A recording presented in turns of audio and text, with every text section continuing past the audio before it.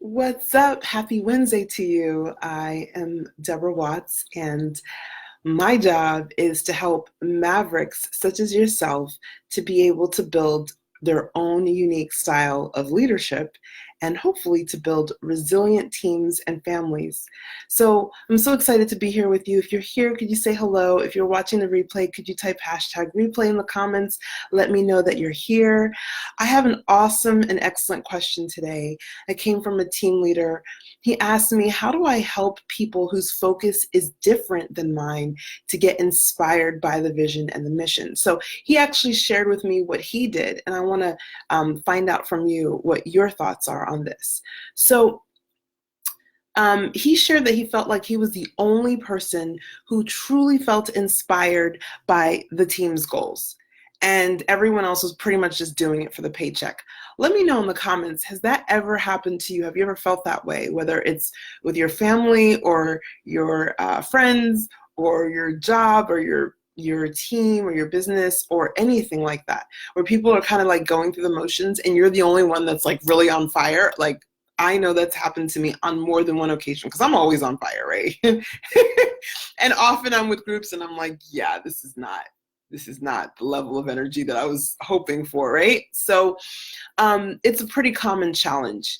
So this team leader though was really interesting because he said he found a solution. He looked for what was most important to the members of his team personally, what related to them personally, and then he related that to the vision. So pretty ingenious, right? Pretty smart.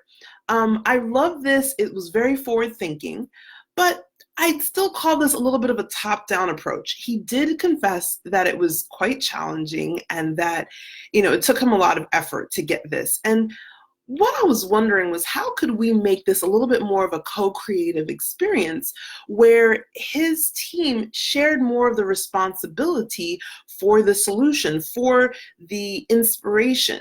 Because if you've read any of my content before, you understand I don't really agree with this whole idea that the leader needs to take responsibility for everything and everyone on their team. I get it. I understand where it's coming from. It's definitely a noble concept. However, a lot of what I do and a lot of what I share with people is that you can only take responsibility for yourself. That's the whole reason that people really fight against the taking responsibility for everybody underneath them, is because we know intuitively as human beings, we can only really take responsibility for ourselves and our own actions. Other people do all kinds of stuff all the time.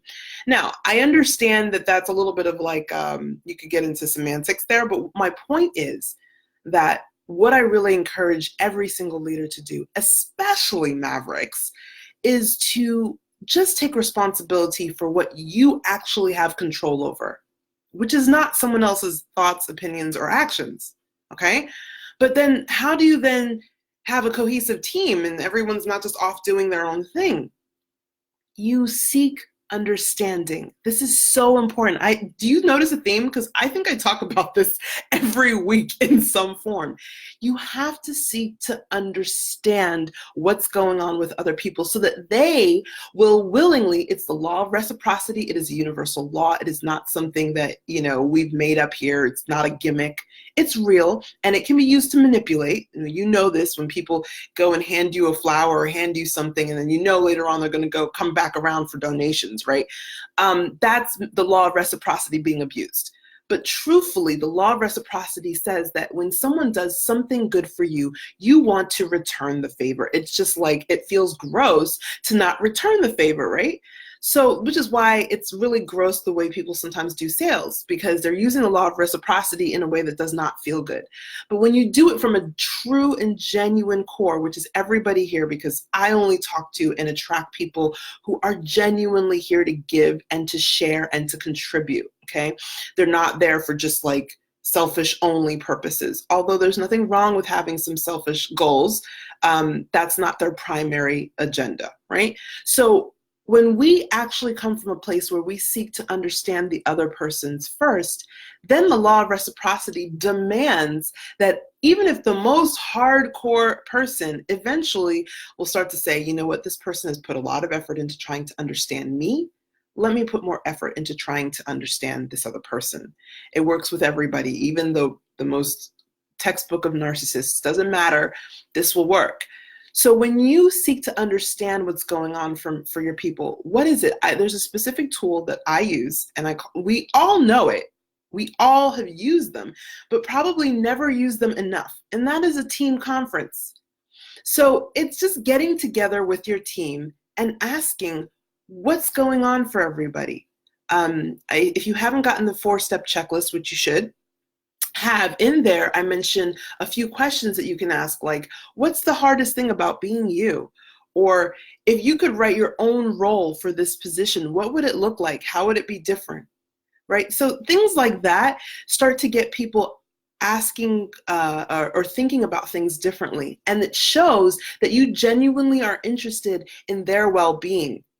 When that happens, you build an interchange that over time creates a bond and a trust that cannot be broken by things like obstacles, challenges, budget cuts, all of those things. You get that same kind of family feeling that you get in successful startups when they start up and when they're doing it right. And everyone's like drinking Red Bull and they're up 20 hours trying to get something working and they're working for no pay. And I'm not saying you go to those extremes, but the idea is that they're so impassioned, even if it wasn't something that they really cared about originally. They are with the visionary. They are with the leader. They can step into the vision with him or her, and they are so inspired that they bring their best and more than they even thought was possible to work every single day. That's the kind of energy that you want in your team, and the only way that you can bring that is when they feel like you care about what's happening with them. So this is why team conferences are such a powerful tool. They can be just 10 minutes long, but they can do so much to bring up the level of trust, especially when there's no other agenda. You're not trying to get anything out of them. You're just simply trying to understand what's going on in their world. What happens is then they will start to shoulder the responsibility for moving towards the goals.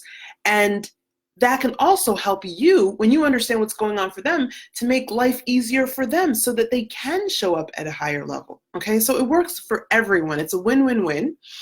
And what would happen if you tried this with your team? How do you think it would affect your team's performance, morale, and your confidence as a leader, whether if it's at home or at work or in the community? Could you let me know in your thoughts in the comments? I would love to see what your thoughts are on this. How would it shift things for you and your team? And finally, I just want to put in a quick reminder. I have sent out lots of messages. I haven't heard back from everyone, but we're about to kick off the case study program. So if you're interested still and you have not yet spoken with me about it, please leave a comment below or send me a private message and I will reach out to you. Okay? Much love. Have a wonderful rest of your week and I'll see you later. Bye.